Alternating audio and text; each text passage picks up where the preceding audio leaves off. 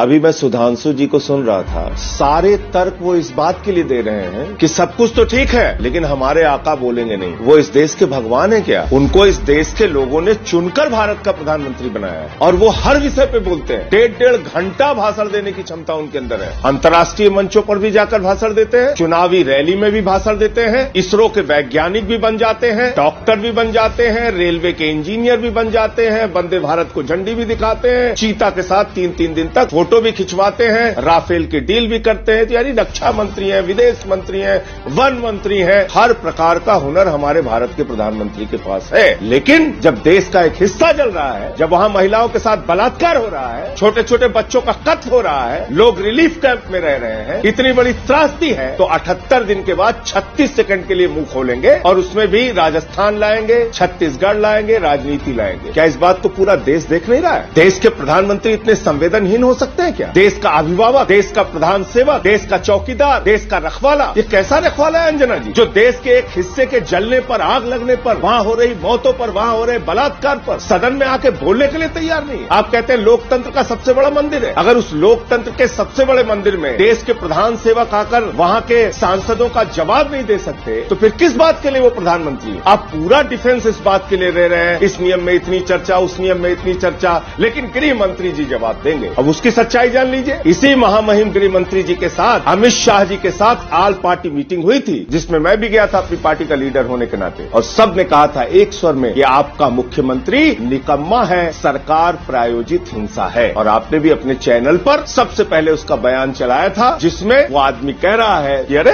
ऐसे निवेश करके घुमाने की घटना है, ऐसे तो सैकड़ों घटनाएं हुई है मणिपुर में। वो आदमी आज भी मुख्यमंत्री बना हुआ है, उसको बर्खास्त नहीं करना चाहिए, उसके खिलाफ कार्रवाई नहीं करनी चाहिए। कारगिल युद्ध में शामिल एक रिटायर्ड सूबेदार, उसकी पत्नी को निवस्त करके टहलाया गया, दरिंदगी की गई, हैवानियत की गई। उस व्यक्ति का बयान है कि मैंने देश की रक्षा के लिए कारगिल का युद्ध तो लड़ा, अपनी पत्नी की रक्षा नहीं कर पाया। क्या ये 140 करोड़ लोगों के लिए शर्मिंदा होने की बात नहीं? प्रधानमंत्री जी कार्यक्रम करके पटाखा जला रहे हैं, कहीं बूथ मजबूत कर रहे हैं, कहीं चुनावी रैली कर रहे हैं, लेकिन मणिपुर नहीं जाएंगे, मणिपुर पे नहीं बोलेंगे। ये कैसी चीज है आपकी? कैसा अहंकार है? अब आपका दूसरा प्रश्न है अविश्वास प्रस्ताव का। 15 बार इंदिरा गांधी के खिलाफ आया, विपक्ष के पास संख्या बल नहीं था। एक बार राजीव गांधी के खिलाफ आया, जिसमें उस समय बीजेपी भी शामिल रही होगी, 415 उनकी संख्या थी, विपक्ष के पास संख्या बल नहीं था। 3 बार लाल बहादुर शास्त्री के खिलाफ आया, विपक्ष के पास संख्या बल नहीं था। आप छोड़ दीजिए, हिंदुस्तान में सबसे पहले डॉक्टर राम मनोहर लोहिया, प्रख्यात समाजवादी नेता, वो अविश्वास प्रस्ताव लेके आए थे जवाहरलाल नेहरू के खिलाफ, उनके पास भी संख्या बल नहीं था, लेकिन देश के मुद्दों पर चर्चा हुई थी और प्रधानमंत्री को जवाब देना पड़ा था। जब आपने कोई रास्ता छोड़ा ही नहीं, आप कह रहे हैं नहीं प्रधानमंत्री बोलेंगे ही नहीं मणिपुर पे, मोदी जी बोलेंगे ही नहीं, अपना मुंह ही नहीं खोलेंगे, तो वो एक रास्ता अपनाया है।